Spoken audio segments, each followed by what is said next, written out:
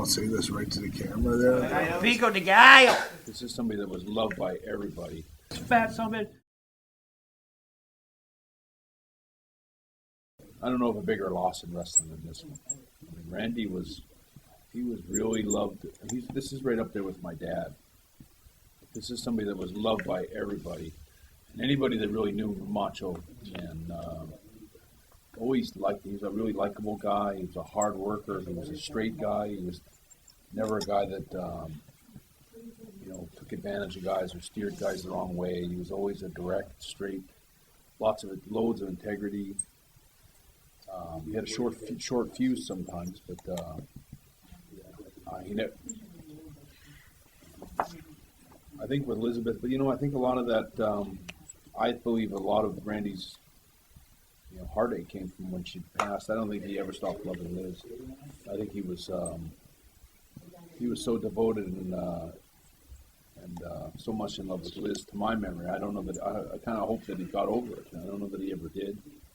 I didn't see enough of Randy in the last few years, but he was a good man. He was, even with Elizabeth, he was a good man. And I feel bad that well, hopefully maybe the two of them are maybe talking now. I know Randy was happily married the last year, so I don't mean any offense to anyone else, but I know that Randy, he was always a gentleman, and I feel almost flabbergasted. I don't know what else to say about that. And the fact that I saw him 3 years ago at Crush's funeral, and it was really hard because he was best friends with Crush, as I was, and we both didn't have time. We didn't even talk too much because we were too bummed out about Crush. But he looked pretty worn, and he looked like he'd gone through some tough times, and I didn't even recognize him. He looked like Howard Hughes last time I saw him. Kind of. Yeah.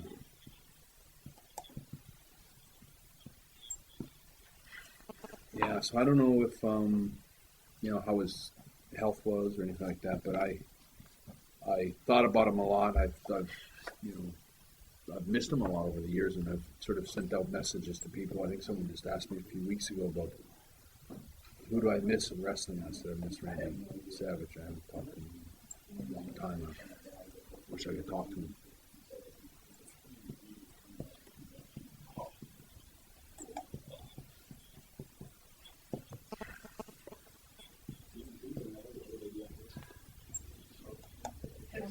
Oh yeah, I think, and more. I think when we're talking about that Mega Power time period, there was a time when they put the belt on Macho Man, and a lot of people thought that business was going to dip. I think that was because Hogan was doing a movie or something. But a lot of us on the road, it was like once you took Hogan off the road, it was like you took the goose who was laying all the golden eggs off. And it was usually business took a drop when Hogan wasn't on the card, kind of thing. And then Macho Man took the belt, and business just stayed exactly the way it was. And it was like, I think for a lot of wrestlers, it kind of gave us all a sense of that, okay, at least we have more than one goose around here. Any of those guys on that Tough Enough show, any good? Good? I didn't really get a chance to see them. Like, the way they did that show, I was, surprised, so they hid me in a back room where I talked to Austin for about an hour and a half, just shooting the shit. They're all behind the wall doing their training, and then they called me out and gave them a little pep talk. I didn't see anything. I didn't see one move, and they didn't know I was there until I came out, and they were all kind of shocked. I guess they wanted me to comment on the wrestling. It's like, I don't know what to say. We all turned around and mooned the camera. But then Sheik was so fucked up on everything. Yes, we can put this up. Anyway, he was like, and then he fell back on the couch, but his pants were on the ground. Then he couldn't get up to pull them up. So all you could see was like this little turtle.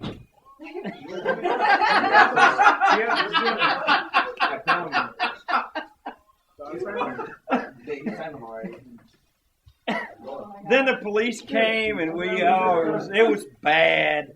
It was a bad night that night. It was the night of the howling.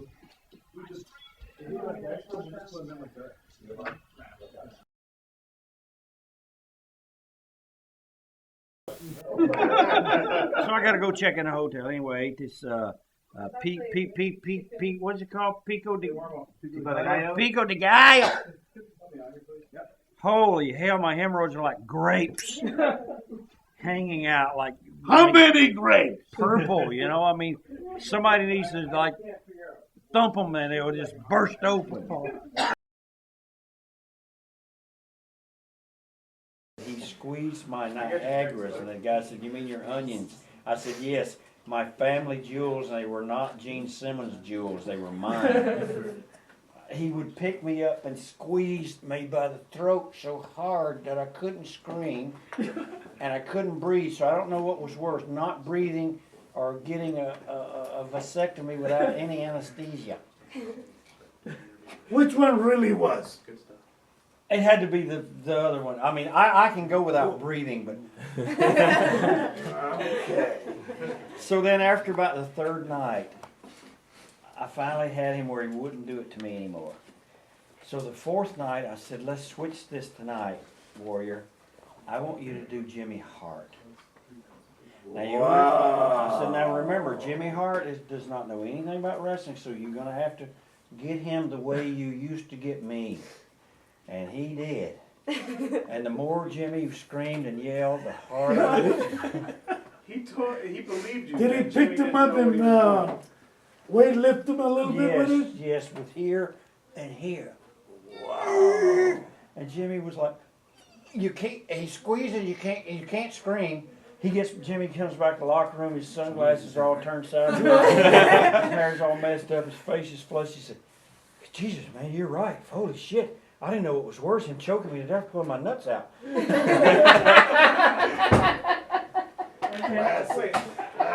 How come he didn't know that? Why did he think that Jimmy really didn't know anything? Jimmy really doesn't know anything about the wrestling part. When Jimmy actually got into the ring, or when he ran Jimmy wore knee pads, shin guards, elbow pads, like lineman guards and everything. He had. Pass it over to the boys. Make sure they know what. Jimmy was padded all the way. I mean, he had all these kick pads on and knee and soccer shin guards on his arms. Yeah. Elbow pads that's underneath his coat. You never knew it. Oh yeah, he had more hardware than Barry Bonds, man.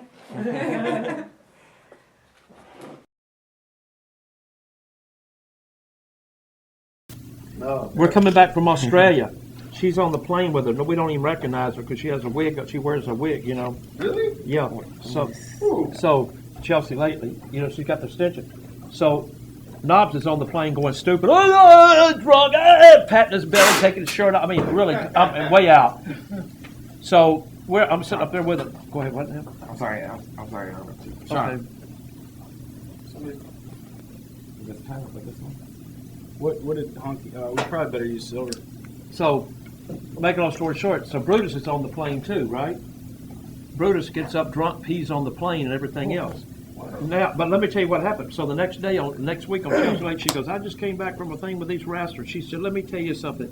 The biggest piece of shit I've ever seen in my life is this Brutus the Barber Beefcake. She told you this that, huh? fat. Oh no, she was on the air. She said, "This fat." You saw it, didn't? No. She was on the fat. This fat son of a bitch talking about getting laid. He couldn't get laid in a whorehouse with a $50 bill in his fucking. I mean, he's never had. I'll give him $500. It wasn't. She used Brutus's name, but she was talking about Knobs. Brutus. Oh, that's funny, dude. True story. Unbelievable. I mean, she blustered his ass. I mean, it was. I can't even tell you the half the shit she said. She's like a sailor anyhow, right? But buddy, she wiped this fat son of a bitch. He was horrible. He thinks he's a God's gift. A woman acting silly on a fucking flight. Let me tell you, this fat, he couldn't get laid with a $50 bill on his head. He never had a girl. I guarantee you right now. I'll bet $500 if he ever has had sex in his fucking life. You know, I mean, it was crazy. And she goes, "Brutus the Barber Beefcake, call me if you can." But it was Knobs. That's so funny.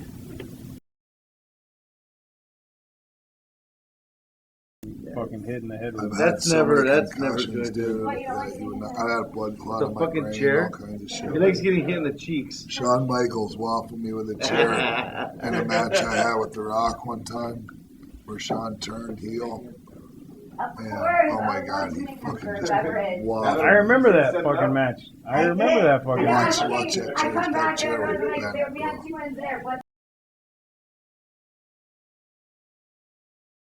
Nikolai Volkov was awful. Yeah. Yeah. He was fucking awful.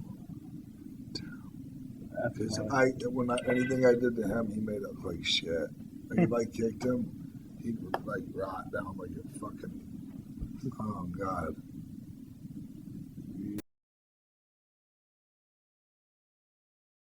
Well, you don't see guys like with names that do that because, and I'll say this right to the camera they're lazy as fuck. Yeah. And they think they can just go and just collect money from these promoters and go out there and sit on their ass and grab a fucking rear chin lock. Well, that's why Kirk's trying to book you next I don't month. want to do that because out of pride, and these people came out to watch and be entertained, and they're not entertained about that. Yeah. You know? No, you're right. I'm really glad that we went and watched your match. It's just that, you know what, people had a preconceived notion about me because, you know, really, man, honestly, I did so many fucked up things over the last several years, you know, that, I mean, I had a lot of proving to do. And then when we supposedly broke into, when we invaded WCW, you know, we originally went to their building, and then we went to their office. It's like 97, 98, something like that. Turner Tower, you know. Yeah. And when we got there, one of the vice presidents of all of fucking Turner was there. Dick Cheatham's name was, and he saw us, and he was like, "Fucking DX, I No love way. you guys," and he like gave us all full access passes and shit. No way. Yeah, and they started questioning me about that.